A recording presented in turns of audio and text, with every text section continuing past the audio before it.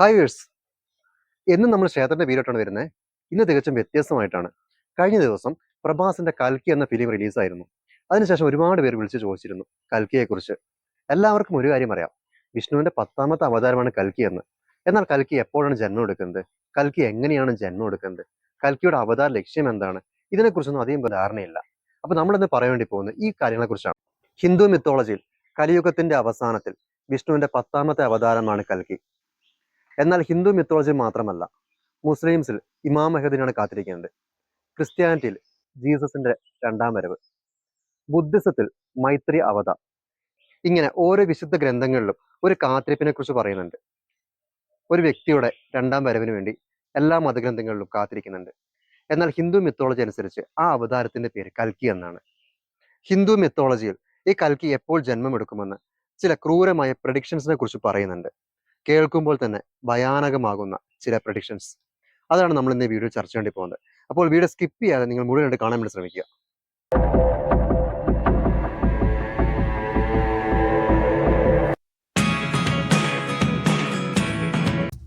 ഹിന്ദു മിത്തോളജിയിലെ ചില സൂചനകൾ അനുസരിച്ച് കൽക്കി ജന്മം എടുക്കുന്ന സമയത്ത് ഗംഗ, യമുന, സരസ്വതി എന്നീ 3 നദികൾ വറ്റി വരണ്ട് പോവുകയും ഹിമാലയത്തിലെ മഞ്ഞ് മുഴുവൻ ഉരുകി അതൊരു മരുപ്രദേശമായി മാറുകയും ചെയ്യും. ഹിമാലയത്തിലെ മഞ്ഞുരുകണമെങ്കിൽ നമുക്കറിയാം ഒരു കാരണം മാത്രമുള്ളൂ, അത് ആഗോളതാപനമാണ്.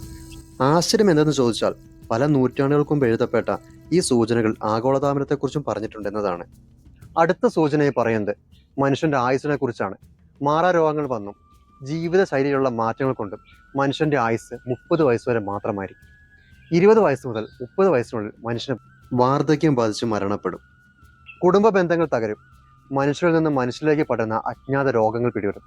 വ്യക്തികൾ വ്യക്തികൾക്കെതിരെയും രാജ്യങ്ങൾ രാജ്യങ്ങൾക്കെതിരെയും തിരിയും. ആ സമയത്ത് ലോകത്തെ മുഴുവൻ നിയന്ത്രിക്കുന്ന ഒരാൾ വരും. ആ വ്യക്തിയുടെ കീഴിലായിരിക്കും ഈ ലോകം മുഴുവനായിട്ടുണ്ടാവുക. ഈ ലോകത്തിൽ സ്നേഹം, വിശ്വാസം, സത്യസന്ധരായ മനുഷ്യർ, പ്രകൃതി, കാട്, ക്ഷേത്രങ്ങളിലെ പൂജ ഇവയെല്ലാം ഇല്ലാതെയാവും. നക്ഷത്രങ്ങളിലെ പ്രകാശം കുറയും.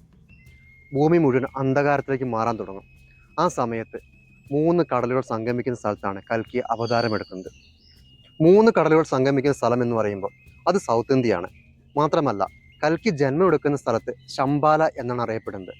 എന്നാൽ സൗത്ത് ഇന്ത്യയിൽ ശംബാല എന്നൊരു സ്ഥലമില്ല. എന്നാൽ ഉണ്ടായിരുന്നിരിക്കാം ഒരുപക്ഷെ കാലങ്ങൾക്ക് മുമ്പ്. പണ്ട് ഈ സൂചനകളൊക്കെ എഴുതപ്പെട്ടിരുന്ന കാലത്ത് സൗത്ത് ഇന്ത്യയിൽ ചിലപ്പോൾ ശംബാല എന്നൊരു ഗ്രാമം ചിലപ്പോൾ ഉണ്ടായിരുന്നിരിക്കാം. ഇന്ന് ചിലപ്പോൾ അതിൻ്റെ പേര് മറ്റൊന്നായിരുന്നിരിക്കാം. അങ്ങനെ ശംബാലയിൽ ജനിച്ചു വളർന്ന കൽക്കി വളരെ കോപിഷ്ഠനും ഭയങ്കര ബലവാനുമായിരുന്ന വ്യക്തിയായിരിക്കും. ഭൂമിയിൽ മറഞ്ഞിരിക്കുന്ന ഹനുമാനും പരശുരാമനും കൽക്കിക്ക് ആയോധന വിദ്യയും അതുപോലെ തന്നെ ഈ ലോകത്തിന്റെ ധർമ്മവും പറഞ്ഞു കൊടുക്കും. ശംബാലയിൽ വളർന്ന കൽക്കി അസുര സ്വഭാവമുള്ള ഒരു അന്തകനായി തീരുകയും ഒരു സൈന്യത്തെ മുഴുവൻ ചേർത്ത് ഈ ലോകത്തെ മുഴുവൻ ഒരു വെള്ള കുതിരയുടെ പുറത്ത് കയറി ഈ ലോകം മുഴുവൻ ചുറ്റിവരികയും അങ്ങനെ പോകുന്ന ആ യാത്രയിൽ ദുഷ്ടജനങ്ങളെ എല്ലാം നിഗ്രഹിക്കുകയും നല്ലവർ മാത്രം ജീവിക്കുകയും ചെയ്യും. ഹിന്ദു മിത്തോളജി അനുസരിച്ച് ആദ്യമായി വരുന്നത് സത്യയുഗം, പിന്നെ ത്രേതായുഗം, പിന്നെ ദ്വാപരയുഗം, പിന്നെ കലിയുഗം. ചക്രം അവസാന ശേഷം വീണ്ടും സത്യയുഗത്തിലേക്ക് കാലം മാറും എന്നാണ് ഹിന്ദു മിത്തോളജി പറയുന്നത്. ഇതുപോലുള്ള നിരവധി സൂചനകൾ ഓരോ മതഗ്രന്ഥങ്ങളിലും കാണാൻ കഴിയും. കൽക്കി ജന്മം കൊള്ളുന്നത് ബ്രാഹ്മണ കുടുംബത്തിലാണെന്നും അല്ല കടലിലാണെന്നും നിരവധി വാദങ്ങളുണ്ട്. എന്നാൽ ശംബാല എന്ന ഗ്രാമത്തിൽ എന്നത് ആർക്കും എതിരഭിപ്രായമില്ലാത്തൊരു കാര്യമാണ്. പുരാണം അനുസരിച്ച് കലിയുഗം അവസാനിക്കാൻ ഇനിയും 4,26,000 വർഷം എടുക്കും. പക്ഷെ അത്രയും നാൾ മനുഷ്യർ ഈ ഭൂമിയിൽ ഉണ്ടാവും എന്നുള്ള സംശയമാണ്. ഇത് പുരാണത്തെ ആസ്പദമാക്കി മാത്രമാണ് ഞാൻ പറഞ്ഞത്. അതുപോലെ തന്നെ കൽക്കി എന്ന വാക്കിനർത്ഥം വെള്ള കുതിര എന്നും അനശ്വരം എന്നാണ്. അപ്പോൾ ഇനിയും നിങ്ങൾ നമ്മുടെ ചാനൽ സബ്സ്ക്രൈബ് ചെയ്തിട്ടില്ലെങ്കിൽ ഇതുപോലത്തെ വ്യത്യസ്തമായിട്ടുള്ള വീഡിയോയ്ക്ക് വേണ്ടി സബ്സ്ക്രൈബ് ചെയ്യാൻ, ലൈക്ക് ചെയ്യാനും ഷെയർ ചെയ്യാനും മറക്കല്ലേ.